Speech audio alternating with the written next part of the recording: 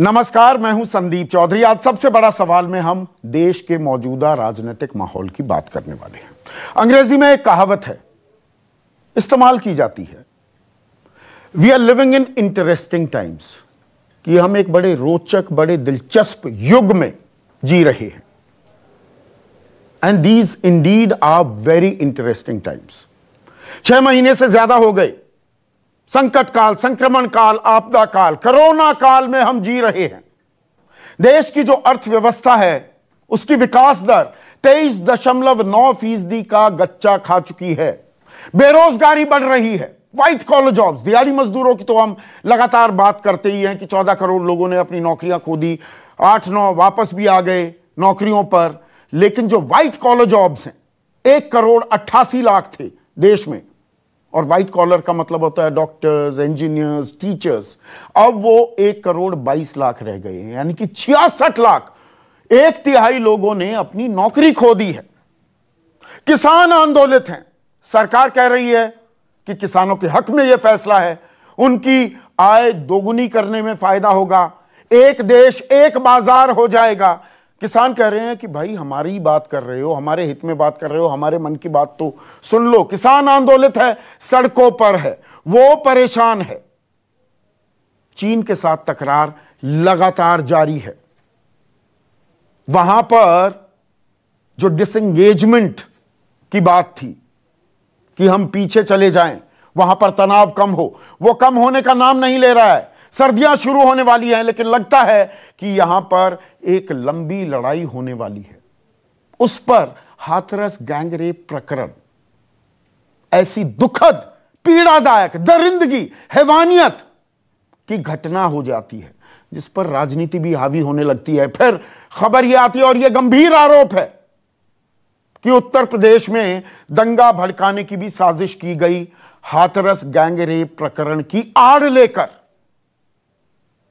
और ये real issues हैं, ये असल मुद्दे हैं जो आपको, मुझको, हमारी जिंदगी पर असर डालते हैं। इसलिए मैंने कहा we are living in interesting times. और ऐसे समय में जो मुद्दे नहीं होने चाहिए या इतने बड़े नहीं बनाए जाने चाहिए, उन पर भी चर्चाएं चलती हैं।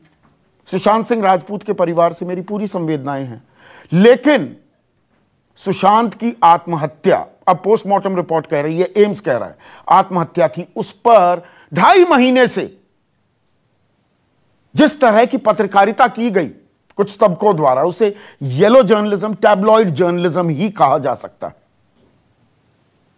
साक्ष्य सबूतों के नाम पर मजाक कर दिया गया। किसी का भी कोई बयान चलवाइए और उस पर लगातार चर्चाएं होती रही, फर्जी खबरें भी चली। पर मैं ये इतनी लंबी भूमिका क्यों बांध रहा हूं? When we live in interesting times, तो एक खतरा भी होता है, एक संशय भी होता है, अनसर्टेनिटी का माहौल होता है। हमें नहीं मालूम ना, कोरोना ये भूत हमारा पीछा कब छोड़ेगा, अर्थव्यवस्था की विकास दर गति कब पकड़ेगी, रोजगार को लेकर हम कब निश्चिंत हो जाएंगे, हमारे बच्चे स्कूल में कब जाएंगे। पर आपदा में मौका भी मिलता है बदलाव करने का। सरकार लगातार दावा कर रही है हम बदलाव कर रहे हैं, श्रम कानूनों में बदलाव कर रहे हैं, बैंकिंग रिफॉर्म्स लेकर आ रहे हैं, तमाम तरह के दावे किए जा रहे हैं। लेकिन इसमें अब मैं राजनीति पर आता हूं। राजनीतिक मौका भी मिलता है आपदा में अपनी जमीन तैयार करने के लिए, अपना राजनीतिक अस्तित्व खड़ा करने के लिए। तो वो भी हो रहा है इन इंटरेस्टिंग टाइम्स में। अब राहुल गांधी यकायक एक्टिव हुए हैं। अब कांग्रेस के प्रवक्ता भी इसमें आएंगे, वो कहेंगे यकायक क्यों कह रहे हैं, वो ट्वीट बड़े कर रहे थे। पहले ट्वीट के जरिए राजनीति हो रही थी, लेकिन राजनीति असल में सड़कों पर होती है, गली मोहल्लों में जाकर होती है, जमीन पर जाकर होती है। अब राहुल गांधी हाथरस की बात हो या किसानों की बात हो, पंजाब से लेकर अब हरियाणा में भी घुस गए हैं, और वो लगातार प्रधानमंत्री नरेंद्र मोदी पर निशाना साध रहे हैं। तो ये लड़ाई ये याद दिला रही है 2019 के लोकसभा चुनाव की, जब सीधे मोदी बनाम राहुल एक लड़ाई लड़ी गई थी, जिसमें राहुल गांधी चारों खाने चित हो गए थे। अब वो लड़ाई फिर से शुरू की जा रही है, और वो कैसे की जा रही है, अब मैं कुछ बयानों की वानगी आपको दिखाने वाला हूं। पहले राहुल गांधी क्या हमला कर रहे हैं उस पर एक नजर। ये जो कानून प्रधानमंत्री जी ने बनाए हैं, ये जो खेती का एग्जिस्टिंग स्ट्रक्चर है, फूड सिक्योरिटी का एग्जिस्टिंग स्ट्रक्चर है, उसको खत्म करने का, नष्ट करने का तरीका है। पहले भाइयों और बहनों, नरेंद्र मोदी जी ने नोटबंदी की, उसके बाद जीएसटी की, और कोरोना के समय उन्होंने किसानों को, मजदूरों को, छोटे बिजनेसेस की कोई मदद नहीं की। उसी प्रकार ये भी किसानों पर आक्रमण है। ऐसी सरकार है, अगर हम खड़े होंगे धक्का लगेगा, लाठी लगेगी, ठीक, खा लेंगे लाठी, धक्का खा लेंगे, क्या है। इंटरेस्टिंग बात यह है कि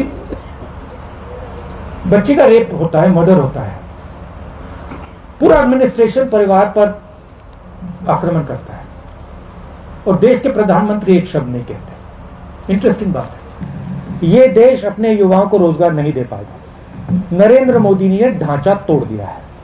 अब नरेंद्र मोदी खेती के ढांचे को तोड़ने जा रहा है। अगर नरेंद्र मोदी ने खेती के ढांचे को तोड़ दिया तो एक तरफ रोजगार नहीं मिलेगा, दूसरी तरफ भोजन नहीं मिलेगा। नरेंद्र मोदी ने जीएसटी क्यों की? नरेंद्र मोदी ने डिमोनेटाइजेशन क्यों किया? नरेंद्र मोदी जी ने कोरोना के समय गरीबों की मदद क्यों नहीं की? दो नाम दे सकता हूं, अंबानी, अदानी। ये ट्रायंगुलर ग्रुप है, अदानी, मोदी, अंबानी। और नरेंद्र मोदी का काम रास्ता साफ करने का है। उनको ऑर्डर दिया गया है कि स्मॉल एंड मीडियम बिजनेसेस को खत्म करो, किसानों को खत्म करो, मजदूरों को खत्म करो और हमारे लिए रास्ता खोलो।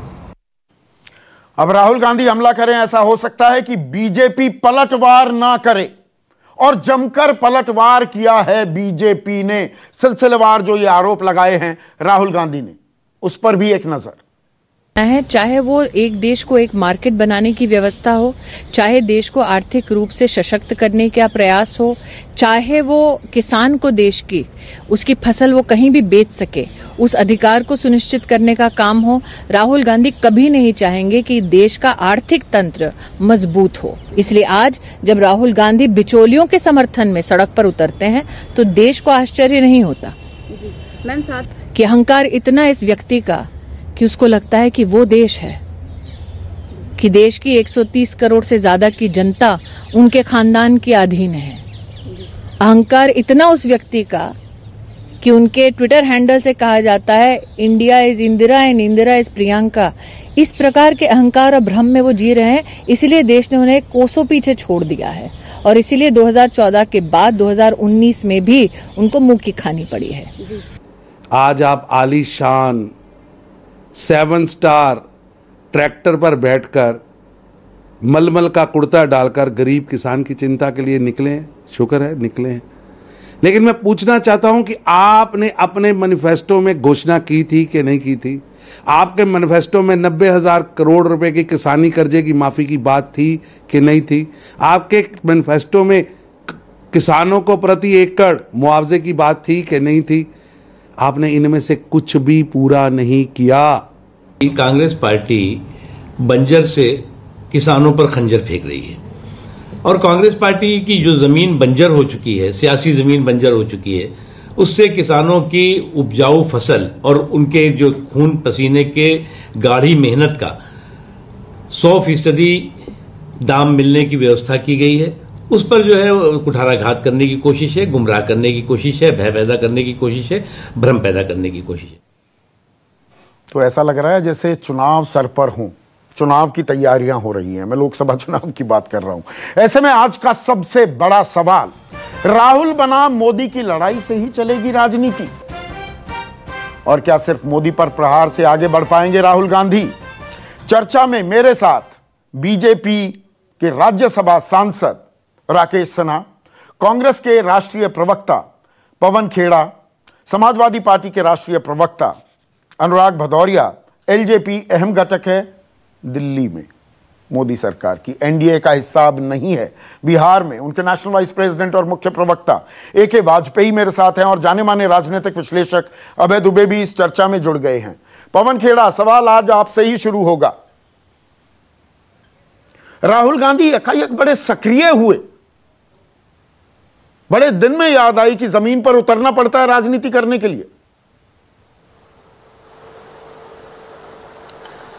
हम अगर जमीन पर होते हैं तो आप जैसे साथी कहते हैं कि अब ये जमीन की लड़ाइयां अब नहीं, अब दिन बदल जाते हैं, अब सोशल मीडिया पे लड़ाइयां लड़ी जाती हैं। हम सोशल मीडिया पे लड़ाई लड़ते हैं तो कहते हैं साहब ये सोशल मीडिया पर ही सीमित रह जाओगे या जमीन पर भी उतरोगे। अब हम दोनों पे लड़ रहे हैं तो कुछ लोगों को दोनों में आपत्ति है। पत्रकारों की बातों को आप इतनी गंभीरता से कब से लेने लगे पवन खेड़ा? हम तो पत्रकारों को गंभीरता से लेते ही हैं, हम सबको गंभीरता से लेते हैं, लेकिन मुझे ये बात नहीं समझ में आ रही कि अगर सोशल मीडिया पर भी सक्रिय हैं और सड़क पर भी सक्रिय हैं तो अब तीसरी क्या शिकायत है आपकी, वो भी बता दीजिए, हम वो भी दूर कर देंगे। हम तो संसद में भी सक्रिय होना चाहते थे, इन्होंने बाहर का रास्ता दिखा दिया, हम बाहर धरने पे बैठ गए, हमारे राजीव सातव जी और हमारे काफी साथी। तो मतलब आप मान रहे हैं काफी समय तक, एक लंबे समय तक लोकसभा चुनाव में हार के बाद कांग्रेस निष्क्रिय थी, चौधरी जी, कांग्रेस निष्क्रिय थी, वो सड़क पर उतर नहीं रही थी। आपको लगभग 1.5 साल लग गया ये समझने में कि मुद्दे उठाने के लिए सड़कों पर आना पड़ता है। संदीप चौधरी जी, आपका कैमरा अगर हमारी यूथ कांग्रेस के संघर्ष को कैप्चर नहीं करे, जो पिछले 7 महीने से कोविड के दौरान भी लगातार पैदल चलते हुए मजदूरों से लेकर और अलग अलग जगह पर जो सड़क पर उन्होंने काम किया, अगर आपने वो नहीं कैप्चर किया तो उसमें यूथ कांग्रेस क्या, तो मैं क्या कहूं, बेचारों क्या बदकिस्मत है कि आपकी नजर उन पर नहीं पड़ी। लेकिन कांग्रेस पार्टी स्टूडियो से सड़क तक और संसद से सोशल मीडिया तक सब जगह संघर्ष कर रही है। अभी तक आपके पास अध्यक्ष भी नहीं है पवन खेड़ा, 78 दिन तक तो कोई अध्यक्ष नहीं था। अब भी अध्यक्ष सोनिया गांधी अंतरिम अध्यक्ष हैं। आपके 23 बड़े नेता, ये मैं नहीं कह रहा हूं और कोई नहीं, आपके 23 बड़े नेता जिसमें गुलाम नबी आजाद, आनंद शर्मा, कपिल सिब्बल सरीखे लोग थे, रणनीतिकार थे, वो कांग्रेस के कामकाज, कार्यशैली पर सवाल उठाते हैं। आपका सवाल सर आंखों पर। आप कहते हैं कि हमारी अध्यक्ष वर्किंग प्रेसिडेंट है, मैं राष्ट्रीय प्रवक्ता हूं, मेरी एक जिम्मेदारी है। मुझे यह बता दीजिए संदीप चौधरी जी कि मेरी अध्यक्ष वर्किंग प्रेसिडेंट हो या फुल टाइम प्रेसिडेंट हो या कोई और हो या कौन हो, से मेरी ड्यूटी पर क्या अंतर पड़ता है, मुझे इसका जरा जवाब दे दीजिए। और यह जवाब मेरे बाकी साथियों को भी दिलवा दीजिए जिनको इस बात पर कोई आपत्ति अगर है तो। अरे साहब, ये सब बहाने होते हैं। यूथ कांग्रेस के प्रेसिडेंट को तो कोई आपत्ति नहीं हो तो सड़क पर घूम रहा है।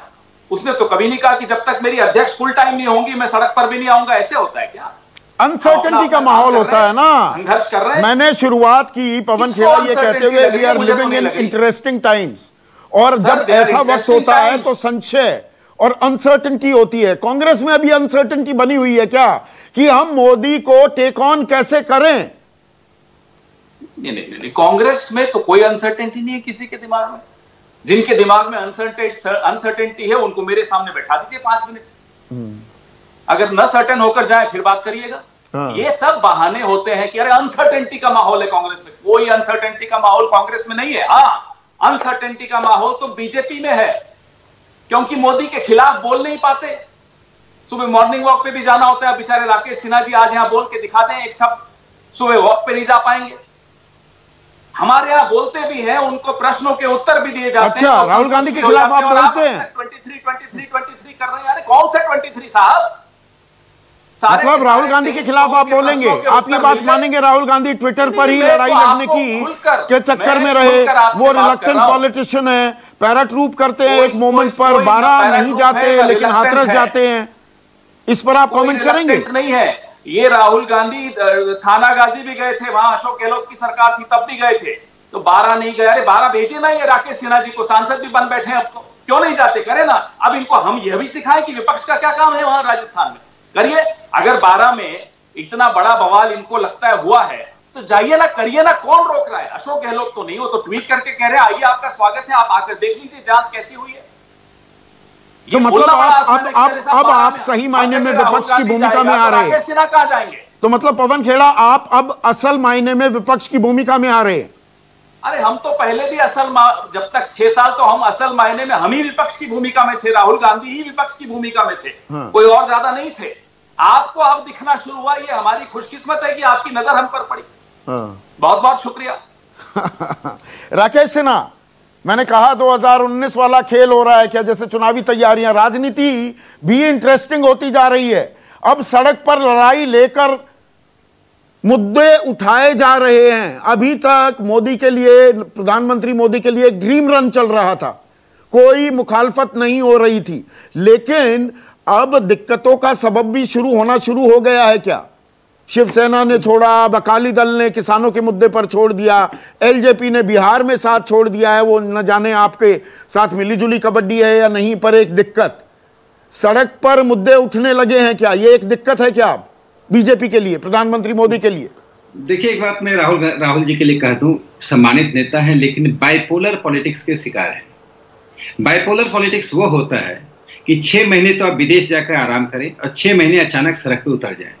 हाथरस गए और हरियाणा जा रहे, हाथरस से हरियाणा के बीच में हाथरस जाते समय जो जिस तरह से ठहाका लगाते गए, छोड़ दिए, मौत किसकी हुई?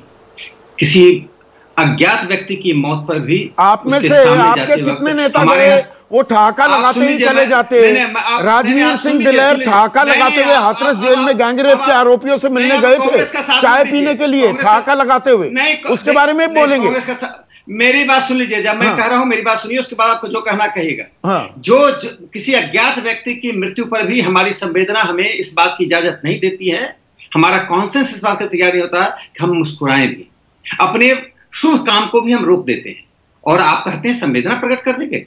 जातीय दंगा कराने की साजिश पीएफआई के साथ करते रहे और कह रहे हैं कि हम साक्ष्य सबूत हैं या आपने कह दिया हम मान लें? साक्ष्य सबूत हैं इसके या आपने कह दिया हम मान लें?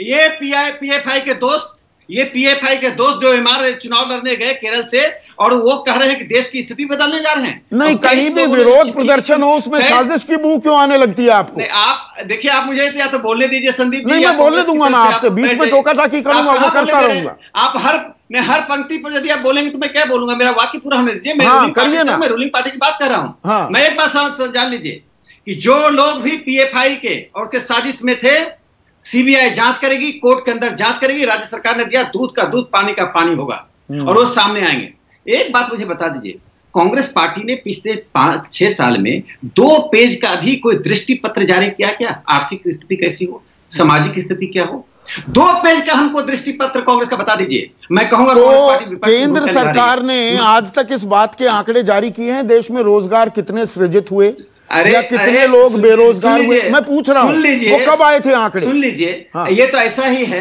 कि कोई कहे कि कोरोना काल में अमेरिका में, ऑस्ट्रेलिया में, भारत में, कनाडा में डेथ रेट बढ़ गया। पिछले 6 साल में कितने रोजगार सृजित किए? दावा था 2 करोड़ रोजगार हर साल का, तो 12 करोड़। अभी अब सुन लीजिए, रोजगार मिल रहा है। मैं बता रहा हूं, मेक इन इंडिया जिस तरह से बढ़ रहा है। देखिए, कोरोना के संकट काल को आप सामान्य स्थिति से तुलना मत कीजिए। एक बात मुझे बताइए, ये जो किसानों के लिए, कृषि के लिए जो बिल आया, कानून बना है, 3 कानून बना है। मुझे संदीप जी, आप तो खेती से संबंध रखते हैं, गांव से आते हैं, मुझे एक बात बताइए, किसान को स्थानीयता और मंडी में बंद कर दिया। किसान अपने माल को, अपने उत्पादन को यदि असम का किसान केरल में, केरल का किसान यदि बंगाल में बेचता है, उसको इस बात की इजाजत होती है। डिजिटल अपने किसान बेचता है। किसान वो किसान नहीं जो 60 का किसान है, किसान डिजिटल है। राकेश सिन्हा, जिस राज्यसभा में आप बैठते हैं, बच्चे किसान, एक मिनट, राकेश सिन्हा, जिस राज्यसभा में आप बैठते हैं वहीं पर सुषमा स्वराज, स्वर्गीय सुषमा स्वराज भी बैठती थी, नेता प्रतिपक्ष थी। आज से 8-9 साल पहले की उनका एक भाषण याद दिला रहा हूं, मैं दोबारा से सुनाना नहीं चाहता, सुना चुका हूं मैं दर्शकों को, जिसमें सुषमा स्वराज मंडी व्यवस्था और आड़तियों के बारे में कह रही हैं कि ये जो अगर बाजार के हवाले कर दिया, ये कंपनी खरीदने लगी। अरे आड़ती तो एटीएम हैं, एटीएम कार्ड हैं किसानों के। इन कंपनियों को तो किसानों के कुर्ते और पजामे, उनकी धोती से दुर्गंध आती है। आज सुगंध आने लगेगी इन कंपनियों को। मैं बता रहा हूं, बिना विकल्प दिए अब मंडी खत्म कर रहे थे। मोदी जी ने विकल्प दिया, किसान अपने माल को, मैं मैं बेगूसराय के जिस गांव में हूं और यदि मैं किसान हूं तो अपने उत्पादन को मैं कहीं पर भी जाकर बेचूंगा जहां मुझे दाम मिले। 2006 से एपीएमसी हट गया वहां पर, क्या हाल है? मक्के की खरीद हो रही है, बिहार का अच्छा किया आपने जिक्र कर दिया, 1850 का रेट है, 800 रुपए में खरीदी हो रही है ना। अरे सुन तो लीजिए 61% किसान इंस्टीट्यूशनल लोन, 30% किसान नॉन इंस्टीट्यूशनल लोन और 9% किसान दोनों लोन से शिकार हैं। यदि पूंजी का हम निवेश करते हैं, हमारी जमीन पर मेरी स्वामित्व रहेगा, किसी किसान की 1 इंच जमीन कोई कब्जा नहीं कर सकता है, 1 इंच भूमि नहीं ले सकता है, लेकिन उसके बावजूद यदि उस पर पूंजी हम लगाते हैं, एक उद्योगपति तो अच्छा, कितने किसान संगठनों से बात की थी आपने राकेश? क्यों नहीं? अरे भाई, आप कानून के मुद्दे पर जाइए, आप फल पर जाइए, आप कहां डूब रहे हैं? नहीं, कितने किसान संगठनों से बात की? प्रधानमंत्री बड़े मन की बात करते हैं, किसानों से मन की बात हुई, किसानों के मन की बात पूछी गई। देखिए, आप सुनना ही नहीं चाह रहे हैं। हाँ। आप कांग्रेस को 5 मिनट बुलवाएंगे, मुझे हर बात पर 1 मिनट पे नहीं, आपको मैं 8 मिनट बुलवाऊंगा, कोई चिंता नहीं मुझे। नहीं संदीप जी, मैं तो 2 मिनट बोल दूं, उसके बाद आपको जो कहना आप खारिज कर दीजिए मेरी बात को। मेरी बात तो सुनिए। किसानों के मन की बात सुन नहीं पा रहे हैं, सुनिए आपने। श्रोता सुन नहीं पा रहे हैं, मैं क्या कहना चाह रहा हूं, मेरी बात तो सुनने दीजिए। जो आपने न्यूज़ 24 के लाखों श्रोता है भाई, आप उनको क्यों डिप्राइव कर रहे हैं? आप सुन लीजिए, किसानों की ये 70-60 साल में क्या हुआ?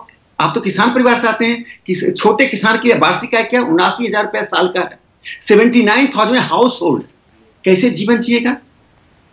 7,000 रुपए महीना, एक घर में 10 लोग, और कितने 60 करोड़ लोग की खेती और एलाइड सब्जेक्ट में जुड़े हुए हैं। बात की क्या? बड़े किसान, सुन लीजिए, अब किसानों की आय, मैं कह रहा हूं जो नई नीति आई है, किसानों की आय दुगनी होगी, 2 साल के अंदर किसानों की आय दुगनी होगी, कोई रोक नहीं सकता है। एक दूसरी मतलब आपने कह दिया, हमने मान लिया।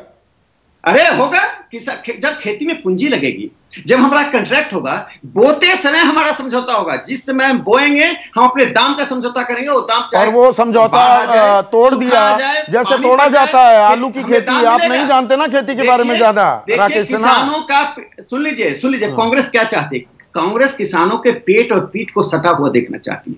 हम किसानों की स्थिति को, एक स्वावलंबी किसान, सिसकता हुआ रोता हुआ किसान नहीं, एक हंसता हुआ, और देश की जो 52% किसानों मैं जो बड़ा मुद्दा उठा रहा था ना, उससे थोड़ा हम भटक गए। 1 मिनट थोड़ा मैं आज मूल मुद्दे की बात कर रहा हूं। खेती जो नरेंद्र मोदी जी ने जो 3 कानून बनाए हैं, उन 3 कानूनों ने देश की अर्थव्यवस्था को बदलने वाला कानून का मैं कह रहा हूं। कृषि का योगदान फिर जीडीपी में 7.5% तो सड़कों पर जो लोग आने लगे, मैं यही तो सवाल पूछ रहा हूं। 30 से 35% होने जा रहा है। 1 मिनट, अब AK वाजपेयी स्क्रीन पर, 1 मिनट। AK वाजपेयी, प्रधानमंत्री मोदी ने कड़े से कड़े फैसले लिए हैं। जो आशा बांधी गई थी, कई फैसले उस पर मुकम्मल भी नहीं उतरे। नोटबंदी की बात थी, प्रधानमंत्री ने कहा 50 दिन मुझे दे दीजिए, फिर जो सजा देना चाहें दे दीजिए, मैं काला धन लेकर आऊंगा, वो नहीं आया। लेकिन उसके बावजूद 3/4 बहुमत के साथ उत्तर प्रदेश में सरकार बनती है। नोटबंदी के बाद कोई बड़ा आंदोलन नहीं होता है, जीएसटी भी प्रॉपरली इंप्लीमेंट नहीं हो पाया। ये, correct me if I am wrong, AK Vajpayee, 6 साल में मोदी राज में पहली बार ऐसा है कि लोग अब सड़कों पर उतरने लगे हैं। यह चिंता का सबब है क्या? मेरा मूल सवाल यह था। नहीं, लोग सड़कों पे नहीं उतरने लगे। अच्छा, ये अभी आपने खुद ही कहा है कि ये अपने राहुल गांधी क्या एक्टिव हो गए दोबारा से? क्या चुनाव आने वाले हैं क्या? तो देखिए, ये थोड़ा सा मोटिवेट करने की कोशिश कर रहे हैं, लेकिन जनता तो बड़ी समझदार है। अब जैसे किसानों पे आप डिबेट कर रहे हो, तो किसानों पे इनसे पूछ लीजिए क्या नेगेटिव इंपैक्ट होने वाला है उसका, कोई जवाब नहीं देंगे। ट्रैक्टर में जाएंगे, अभी 7 स्टार ट्रैक्टर की बात हो रही है। ये 7 स्टार ट्रैक्टर क्या होता है? उसमें क्या हुआ, ट्रैक्टर, नया ट्रैक्टर, ब्रांड न्यू, और उस पर गद्दे बिछाए बकायदा। अच्छा, ये राहुल गांधी के बैठने के लिए। अच्छा, तो वो इसलिए उसको 7 स्टार ट्रैक्टर, बकायदा। हाँ, इस पर भी राजनीति हुई, तो मैं बीच में एक बयान सुनवा दूं, फिर आपसे बात जारी रखूंगा। अब ट्रैक्टर 7 स्टार होने लगे, ये सवाल भी पूछा गया राहुल गांधी से, तो उन्होंने भी पलटवार किया है, और स्मृति ईरानी ने फिर कुछ और बोला है। उसके बारे में भी पहले एक सुन लीजिए, ये दोनों बयान चलवा रहा हूं आपके लिए। कि नरेंद्र मोदी ने 8,000 करोड़ रुपए के लिए 2 हवाई जहाज क्यों खरीदे? $1 बिलियन, 8,000 करोड़। उसमें कुशन छोड़िए, उसमें तो पलंग है पूरा। मतलब एक पलंग नहीं, 50 पलंग होंगे उसमें। ये नहीं कहते कि भैया हमारा जो प्रधानमंत्री है उसने 8,000 करोड़ रुपए का जहाज खरीदा, क्यों? क्योंकि उसके मित्र ट्रंप के पास जहाज है 8,000 करोड़ का, तो उसे भी चाहिए। ये नहीं कहते, ये कहते भैया राहुल गांधी अमरिंदर सिंह जी गए, ट्रैक्टर पे बैठे थे, किसी ने कुशन लगा दिया। शायद वो इस जानकारी के अभाव में है कि ये प्लेन इंडियन एयरफोर्स का है। राहुल गांधी का इंडियन एयरफोर्स के साथ बैर नया नहीं है। इंडियन एयरफोर्स जब जब कोई नई उपलब्धि करती है अथवा जब जब कोई नया साधन जुटाती है, तब तब राहुल गांधी को बहुत तकलीफ होती है। ये नई बात नहीं है। राफेल के वक्त भी इसी राहुल गांधी ने तिलमिलाहट में इंडियन एयरफोर्स के ऊपर टिप्पणी की थी। शायद राहुल गांधी ये भी नहीं जानते कि ये निर्णय यूपीए के कार्यकाल में लिया गया था।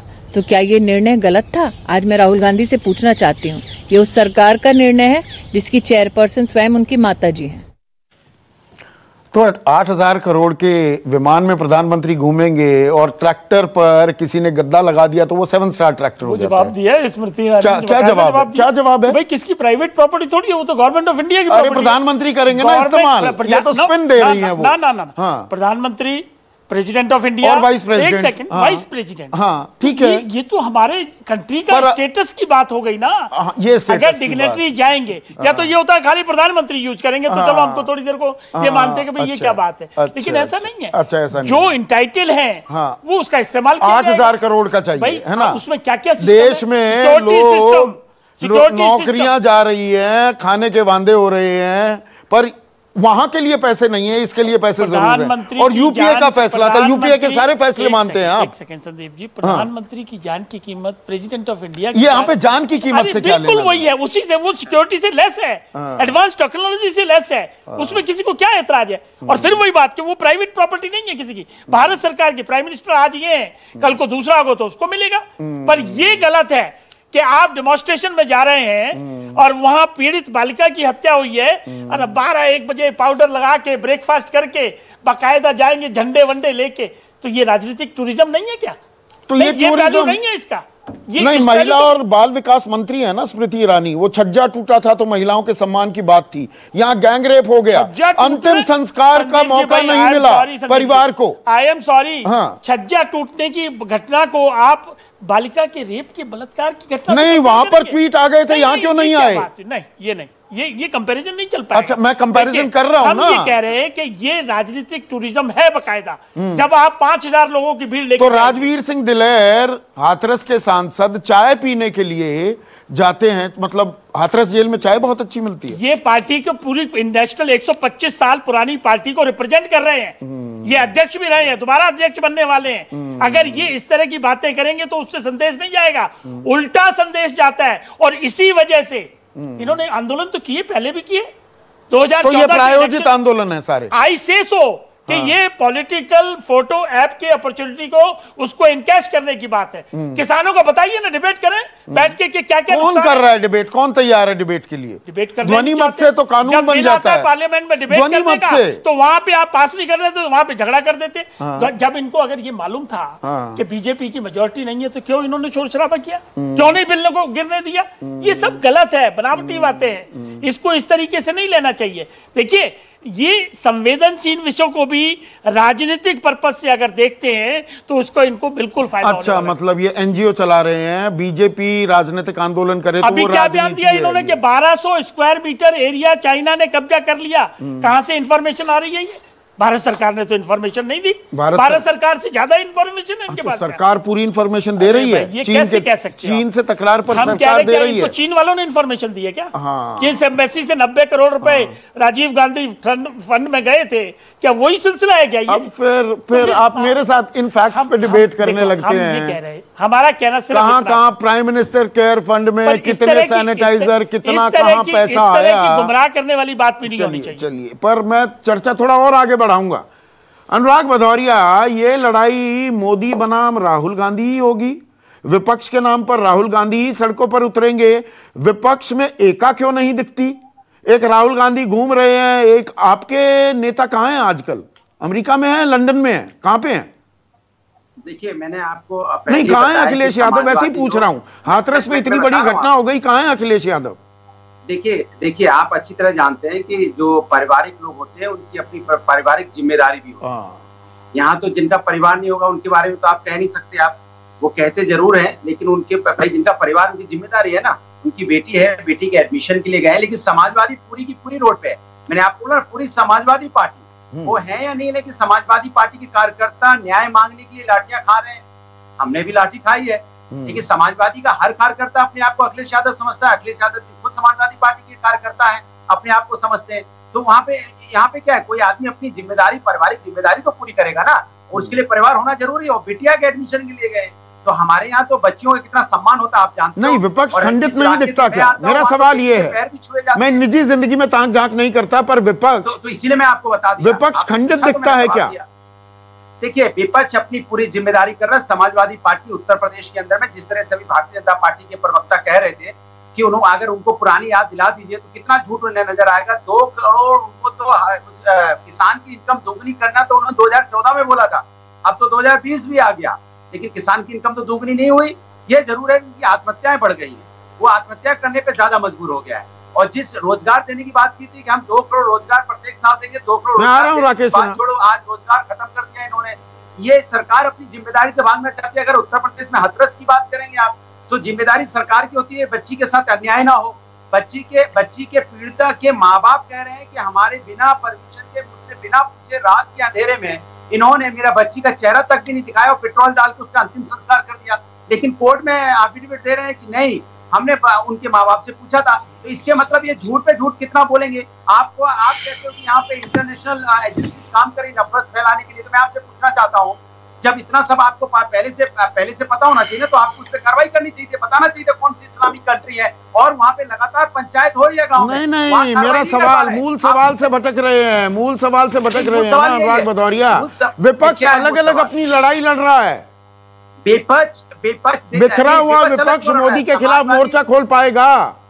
देखिए, समाजवादी पार्टी, आप ये तय मानिए 2022 में 22 cycle in BJP out Uttar Pradesh में, ये आप तय मान लीजिए। क्योंकि यहाँ पे योगी जी का कोई वर्चस्व बचा है, क्योंकि योगी जी तो उनको पता ही नहीं है कि वो मुख्यमंत्री है कि नहीं है। वो इस तरह की बात करते हैं कि जैसे लगता है वो विपक्ष में है। नहीं, बात तो वही है ना।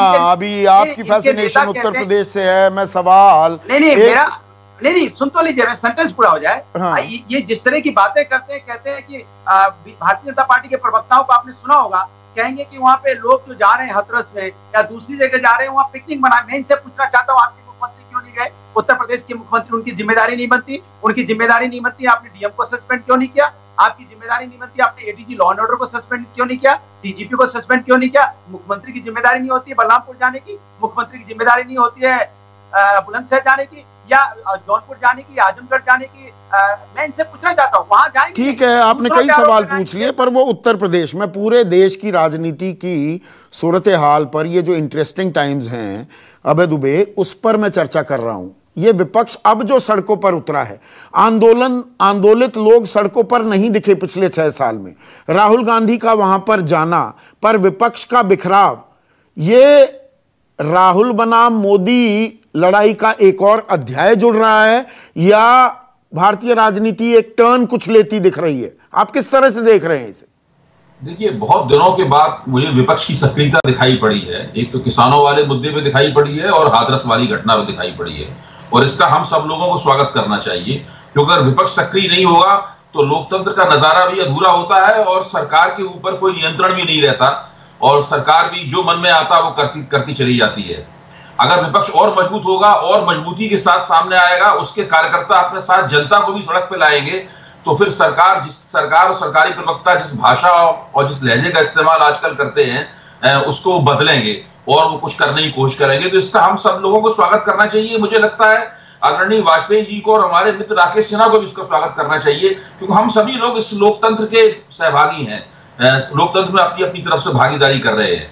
जहां तक ये मानना है कि क्या देश की राजनीति करवट ले रही है, मुझे अभी इसमें शक है। मैं ये नहीं मानता हूं कि देश की राजनीति इन 2 घटनाओं से कोई बहुत बड़ी करवट लेने के लिए जा रही है। नहीं, घटनाएं सिर्फ किसानों या हाथरस की बात नहीं है। देखिए, संकट काल है, संक्रमण काल है, सब जगह अर्थव्यवस्थाएं ठप होती दिखी हैं, लेकिन हमारे यहाँ 23.9% का गोता है। बेरोजगारी का आलम बहुत खतरनाक स्तर पर पहुंच गया है। देखिए संदीप जी, देश बहुत बड़े ऐतिहासिक संकट से गुजर रहा है। अर्थव्यवस्था की बहुत बुरी हालत है।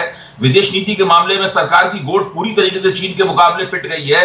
अब ओपिनियन मैनेजमेंट के लिए चाहे जितने हथकंडे अपनाए जाए वो बात अलग है, ये सब बातें तो आपकी जगह ठीक है, लेकिन इनका पॉलिटिकल मैनिफेस्टेशन नहीं है, इनकी राजनीतिक अभिव्यक्ति नहीं दिखाई पड़ी। अभी जब मोदी जी की रैंकिंग हम देखते हैं तो मोदी जी की रैंकिंग पहले की तरह बेहतर है। अभी हमारी संस्था ने कवायद की थी, संजय कुमार ने इसके ऊपर विशेष रूप से एक आंकड़ागत विश्लेषण पेश किया है। मोदी जी की रैंकिंग वैसी की वैसी बाकी ऊंचाई पर है। और साथ में स्थिति यह है कि TINA factor, there is no alternative, Modi ji का कोई विकल्प नहीं है, वो परिस्थिति भी। तो क्या राहुल को अभी गंभीरता से लोग नहीं ले रहे हैं? 2019 तक नहीं लिया, तब अटैक किया था मोदी ने। 2019 वाले अटैक, इस अटैक में फर्क देखते हैं आप अभय दुबे? देखिए, गंभीरता से एक दिन में तो नहीं लिया जाता, एक मुद्दे पर संघर्ष में नहीं लिया जाता, ऐसी बात तो नहीं है। जनता लगातार देखेगी, जनता के सामने संकट है, जनता मुश्किल और परेशानी में है। अगर विपक्ष लगातार आगे बढ़ेगा और जनता की नुमाइंदगी करेगा, सड़कों के ऊपर करेगा, मीडिया में करेगा और दूसरी जगहों पे करेगा, तो जनता उनको गंभीरता से लेना शुरू कर देगी। जनता किसी नेता की रिश्तेदार थोड़ी ना है, ऐसा थोड़ी ना है कि जनता नेता जो है वो जनता का दामाद नहीं है। जो नेता ये समझता है कि हम जनता के दामाद हैं और हम जो भी मन में आए करेंगे, जनता फिर भी हमें बढ़िया थाली में खाना खिलाएगी, वो गलतफहमी में है। वो कोई भी नेता हो, इंदिरा गांधी को जनता ने अपनी बहू नहीं माना, मोदी जी को भी जनता अपना दामाद नहीं मानती है। तो ये मैं नहीं मानने के लिए तैयार हूं, लेकिन विपक्ष को अपनी गंभीरता दिखानी होगी, विपक्ष को सक्रियता का स्तर और निरंतरता बनाए रखनी होगी, तभी होगी, वरना मोदी जी की लोकप्रियता बरकरार रहेगी और टीना फैक्टर भी बरकरार बना रहेगा। पवन खेड़ा, रिस्पॉन्ड कीजिए। लड़ाई लड़नी है तो लंबी लड़ाई लड़नी पड़ेगी। लंबी लड़ाई आप लड़ने को तैयार नहीं है, 2-4 दिन अग्रेशन, आक्रामकता दिखाते हैं और उसके बाद फिर कमरों में जाकर बैठ जाते हैं। लड़ाई लंबी लड़नी होगी। मोदी की लोकप्रियता बरकरार है, CSDS के सर्वे का हवाला दे रहे हैं अभय दुबे। संदीप जी, ये लड़ाई कोई चुनाव के लिए लड़ी जाए तो हम 2023 में लड़ना शुरू करते। ये लड़ाई चुनावों से बहुत ज्यादा गंभीर विषय पर की लड़ाई है। आप कहते हैं कि क्या सिर्फ मोदी पर प्रहार करके हम आगे बढ़ पाएंगे? अरे साहब, आगे बढ़ना पीछे जाना की बात नहीं है। 6 साल जो लोग सत्ता में हैं वो हम पर प्रहार कर करके, विपक्ष पर प्रहार कर करके 6 साल बिता दिए, देश के लिए कुछ नहीं किया, ढेले भर का काम नहीं किया। अब हम उनसे सवाल पूछें और उन्हें याद दिलाएं कि साहब आपने ये कहा था, आपने रोजगार के विषय में 2 करोड़ नौकरियों का वादा किया, नहीं किया और उल्टा छीन ली, तो आप कहते हैं मोदी पर प्रहार कर रहे हैं। अरे किस पर करें बताइए ना? कोई और मंत्री इनका किसी काम का हो तो उस पर प्रहार करें। अभी तो इन्हें मंत्रियों को नहीं मालूम उनका काम क्या है, जो है वो मोदी है। बड़े अच्छी बात है, राकेश सिन्हा आज किसान बन गए, किसानों पे लंबी लंबी बात कर रहे थे राकेश सिन्हा जी। छोड़िए ना मोदी जी को, हम भी छोड़ते हैं राहुल जी, आइए आमने सामने, आइए किसानों पर हम डिबेट कर लेते हैं, यहीं कर लेते हैं। संदीप चौधरी जी अगर तैयार हो जाएं, आइए बताते हैं इस बिल में क्या खामियां। आप कहते हैं किसान अब पहली बार केरल का किसान पंजाब में बेच सकता है। मुझे बताइए इससे पहले क्या रोक थी? कौन सा कानून था जो किसान को रोकता था केरल के किसान को पंजाब में बेचने से? जरा मुझे ये बता दीजिए। APMC एक्ट में कौन सा ऐसा कानून था, कौन सी ऐसी धारा थी जिसमें किसान को परमिशन नहीं थी? तो झूठ तो मत बोलिए, गलत बयानी तो मत कीजिए। अब हमारे एक और मित्र, अब हम इनको मित्र इसलिए कह रहे हैं कि इनका कोई भरोसा नहीं, कल आ भी जाए हमारी तरफ, आधे तो आ ही चुके हैं हमारे वाजपेयी साहब। इनको तो मैं 5 साल से कह रहा था कि आपके मौसम वैज्ञानिक जो अध्यक्ष हैं वो समझ जाते हैं, भाप जाते हैं। अब वो भाप चुके हैं कि एक मोदी तो गए, तो अब देखिए अभी थोड़ा बढ़े आगे, थोड़ा और बढ़ जाएंगे। तो आप भी सुन लीजिए, किसानों पे डिबेट चाहते हैं तो आप वाजपेयी साहब और राकेश सिन्हा जी मिल लंबी लड़ाई के लिए तैयार है क्या? जो अभय दुबे कह रहे हैं शूट एंड स्कूट की राजनीति बहुत दिनों से करती आ रही है कांग्रेस, खास राहुल गांधी। नहीं होता है, कतई नहीं होता। अवतरित होते हैं, गायब हो जाते हैं। संदीप चौधरी जी, आप अपना कैमरा स्थिर रखिएगा, स्थिर रखिएगा। हमारा कैमरा स्थिर रहता है, दिमाग भी स्थिर रहता है। पवन खेड़ा, आपका तो दिमाग स्थिर है, हमारा दिमाग भी स्थिर रहता है। हम ना इधर जाते हैं ना उधर जाते हैं, हम तटस्थ रहते हैं, ना काहू से दोस्ती ना काहू से बैर, जो दिखता है वैसा बोलते हैं हम। लेकिन जब मैं कहता हूं आपका कैमरा स्थिर रखिएगा, आप जानते हैं मैं सिर्फ आपकी बात नहीं कर रहा, मैं मीडिया की बात कर रहा हूं। मीडिया अपना कैमरा स्थिर रखे। विपक्ष सक्रिय था, सक्रिय है और सक्रिय रहेगा और ज्यादा दिन तक विपक्ष में भी नहीं रहेगा, ये मैं आपको आज आश्वस्त पर अकेली लड़ाई लड़ रहे हैं क्या राहुल गांधी? एक मिनट में देखिए, पूरा विपक्ष बिखरा हुआ है, साथ में डेरेक ओब्रायन आ गए, चलो ठीक है, समाजवादी ने लखनऊ में थोड़ा प्रदर्शन कर लिया, फिर धर्मेंद्र यादव आ गए। एक साझा सुर नहीं सुनाई देता विपक्ष का। अकेले ही लड़ेगी कांग्रेस या अकेले ही लड़ेंगे राहुल? मोदी से या पूरा विपक्ष लड़ेगा? आपको राहुल गांधी अकेले कैसे नजर आ रहा है? आज आपको अकेले नजर आ रहा है, कल पूरा देश उसके साथ नजर आएगा। आप इंतजार तो करिए। बस हाँ, एक बार और निवेदन करता हूं, अपना कैमरा स्थिर रखिएगा। नहीं, हमारा तो दोनों चीजें स्थिर रहती हैं। राकेश सिन्हा, अब यही सवाल है, ये लड़ाई जो सड़कों पर उतरी है, ये कुछ चिंता का सबब है क्या? देखिए, मैं एक बात कह दूं, मुंगरी लाल के हसीन सपने देखने का सबको अधिकार है, और राहुल जी को भी अधिकार है, हमारे मित्र पवन खेरा जी को भी अधिकार है। जिस पार्टी में न्यूनतम लोकतंत्र नहीं हो, उस पार्टी से अभय दुबे जी, जो भारत के बुद्धिजीवियों की त्रासदी है, बहुत त्रासदी है, इसीलिए जमीन से दूर हो गए। वे विपक्ष के सलाहकार, विपक्ष के पैरोकार बनकर आते हैं, यदि वो न्यूट्रल भूमिका निभाए। पैरोकारी क्या की? उन्होंने कहा मोदी की लोकप्रियता बरकरार है, तीना फैक्टर ऑपरेट कर रहा है, तो इसमें कौन सा न्यूट्रलिटी का पैमाना उन्होंने वायलेट कर दिया? नहीं, आप मेरे एक और मेहमान पर एक आरोप लगा रहे हैं। नहीं, आरोप नहीं लगा रहे हैं, वो मेरे आपसे के मेहमान से ज्यादा मेरे मित्र हैं, लेकिन मित्रता के साथ साथ मैं भारतीय बुद्धिजीवियों का कह रहा हूं, भारतीय बुद्धिजीवियों की त्रासदी है। वे मूल विपक्ष की भूमिका, विपक्ष का होना चाहिए, होता है तभी तो हम उस पर आक्रमण करते हैं, नहीं तो हम विपक्ष का सूद नहीं लेते। देव, बात सुन लीजिए, राहुल गांधी जी की जो कुलीनता है, वो उन्हें विपक्ष का नेता नहीं बनने देता। विपक्ष उनको नेता के रूप में स्वीकार नहीं करता। ना अखिलेश यादव स्वीकार करते, ना मायावती जी स्वीकार करते, ना डीएमके स्वीकार करता है। अपने मुंह मियां मिट्ठू बने। एक दूसरी बात सुन लीजिए, कांग्रेस के पास ना संगठन है ना कार्यकर्ता है। कांग्रेस नेताओं की एक फौज हो गई है। 23 लोगों ने यही दर्द तो बयान किया है। उस दर्द का समाधान ये हुआ कि उनसे अधिकांश लोगों को फांसी पर डाल दिया गया। तीसरी बात सुन लीजिए कि विपक्ष के पास कोई सामाजिक आर्थिक दृष्टि नहीं। किसानों के बारे में जो भ्रम फैलाया, वो विपक्ष के लिए आत्मघाती है। ट्रैक्टर जलाते हैं, 7 स्टार ट्रैक्टर पर बैठते हैं, लेकिन ट्रैक्टर जलाते हैं। अरे, इस देश में जितने ट्रैक्टर, उसमें एक ट्रैक्टर कम क्यों कर दिया? यदि आपका विरोधी था, उस ट्रैक्टर को दान दे देते गरीब किसान को। हमारे बिहार, उत्तर प्रदेश के किसी किसान को दान देते थे। सांकेतिक राकेश सिन्हा, एक मिनट, एक बात बताइए, जो तमाम बातें नोटबंदी में हासिल कुछ नहीं हुआ, जीएसटी को लेकर भी सवाल उठाए गए, और इसी साल कोरोना संक्रमण को लेकर राहुल गांधी लगातार जो सवाल उठा रहे थे, सरकार को सलाह भी दे रहे थे, वो ठीक निकली ना कि नहीं? देखिए, मैं कहना नहीं चाहता, जो चीन के तकरार पर जो राहुल गांधी ने अपने कंसर्न जाहिर किए, वो जायज साबित हुए कि नहीं हुए? कोरोना पर मैं बता दूं, जब उन्होंने कहा कोरोना को भारत सरकार ने गंभीरता से नहीं लिया, जनवरी से ही था, और वो इटली से आए थे, कोरोना वहां फैल चुका था, फिर बाद में उन्होंने टेस्ट किया। देखिए, ऐसी बातें ना कीजिए जो आपके ही चरित्र को जनता के सामने जिस प्रकार नरेंद्र मोदी जी ने गंभीरता के साथ कोरोना संकट से लड़ा है, पूरी दुनिया भारत को दाद दे रही है।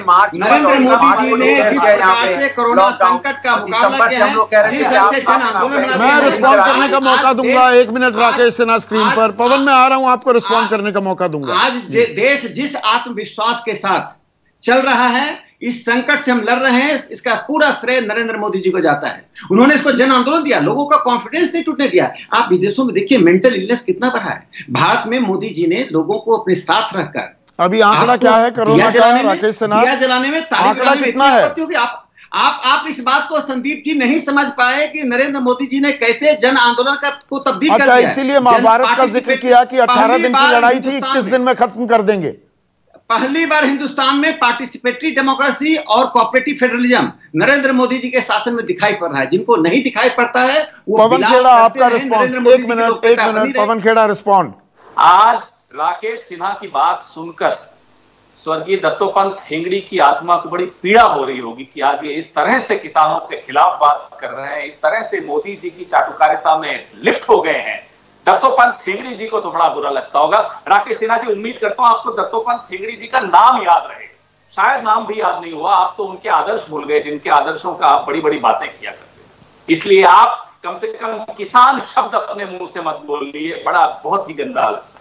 नमस्ते ट्रंप करने वाले कौन थे? राहुल गांधी थे या मोदी जी थे? अरे, जब राहुल गांधी आपको चेतावनी दे रहे थे तब आप नमस्ते ट्रंप का इवेंट कर रहे थे धोलेरा में। बड़े बड़े स्टूडियो से पूरे के पूरे खोल दिए उनके लिए, लाखों लोग भर दिए वहां। क्या किया? और अब जब संसद सत्र में आपसे आंकड़े मांगे जाते हैं तो आप कहते हैं नो डेटा अवेलेबल। ना आपके पास डॉक्टरों की क्या कैजुअलिटी रही है उसका कोई डेटा है, ना आपके पास कोई आंकड़ा कितने कितने मजदूर बेघर हो गए, बिना नौकरी के हो गए, वो आपके पास नहीं है आंकड़ा। कितने प्रोफेशनल्स एमएसएमईज बंद हो गए इस कोविड में, वो आंकड़ा आपके पास नहीं है। यहां आकर भाषण दे रहे हो हमें कि इटली चले गए, तो देखिए, इटली से आगे हाँ, ये मैं तो यही फिर उसी बात पर आऊंगा जिससे शुरुआत की थी। We are living in interesting times, uncertainty भी है, डेंजर भी है, आपदा काल में मौका भी है, राजनीति का मौका भी तलाशा जा रहा है। और मोदी बनाम ये राहुल लड़ाई, फिर से इसका एक अध्याय शुरू हो रहा है, या विपक्ष जनता की आवाज बनकर अब सड़क पर भी उतरेगा, जो काम पहले नहीं होता दिखा है। क्या ये चिंता का सबब है प्रधानमंत्री मोदी के लिए, जिनकी रेटिंग्स अभी बरकरार है? ये इंटरेस्टिंग टाइम्स हैं, इसलिए मैंने बड़ा सोच समझकर शुरुआत की थी। आज बस इतना ही। नमस्कार, मैं हूं संदीप चौधरी। अगर आपको ये वीडियो पसंद आया हो तो इसे लाइक और शेयर जरूर करें, और हां, हमें सब्सक्राइब और फॉलो करना ना भूलें, ताकि आप देश और दुनिया की कोई खबर मिस ना करें। तो जुड़िए हमारे साथ और देखते रहिए News 24।